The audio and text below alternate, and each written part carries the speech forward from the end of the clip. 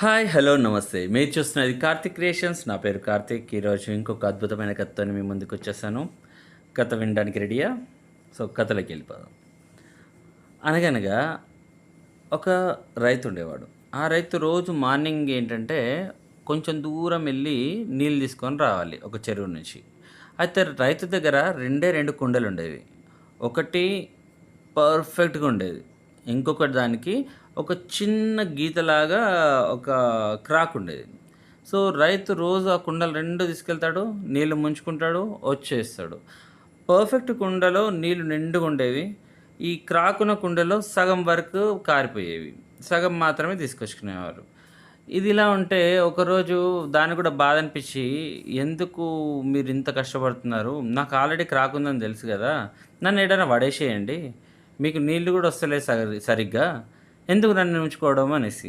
దానికి రైతు సరే మనం రేపు వెళ్తాం కదా, రేపు వెళ్ళినప్పుడు నువ్వు మొత్తం పరిసరాలన్నీ అబ్జర్వ్ చేసి దాని తర్వాత నాకు చెప్పు, నేను పడేద్దాం తర్వాత అని చెప్తాడు. సరే అని చెప్పేసి ఆ 2 కుండలు తీసుకుపోయి నీళ్ళు నింపుకొని వస్తూ ఉంటాడు.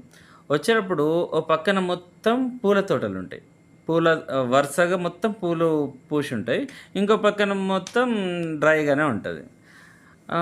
చూసాను, ఇటు పక్కనంతా పూలున్నాయి, అటు పక్కనంతా ఏం లేదు అనేసి. ఓ పిచ్చిదాన్నా, నువ్వు కార్చే నీళ్ళతోనే ఆ పూలన్నీ అంత బాగుండి ఆ రోడ్డు కూడా అంత బాగైంది.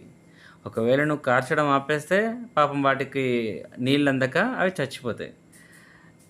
ఆ రోడ్డు అంత అందంగా ఉండడానికి కారణమే నువ్వు అని చెప్పిండు. కుండ చాలా హ్యాపీగా ఫీల్ అయింది, దానివల్ల అన్ని పూలు హ్యాపీగా ఫీల్ అవుతున్నాయి అనేసి.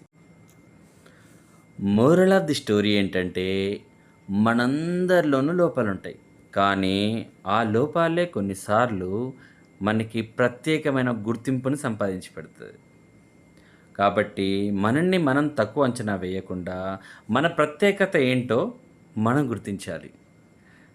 కథ మీకు నచ్చినట్టయితే కింద కామెంట్స్లో పెట్టండి, కథ ఎలా ఉందో చెప్పండి. అలా వెళ్ళేటప్పుడు ఛానల్ని సబ్స్క్రైబ్ చేసి మీ ఫ్రెండ్స్ అండ్ ఫ్యామిలీ మెంబర్స్కి ఈ స్టోరీని షేర్ చేయండి. రేపటి రోజు ఇంకో మంచి కథని మళ్ళీ మీ ముందుకు వస్తాను. అందరికి సెలవు, నమస్తే.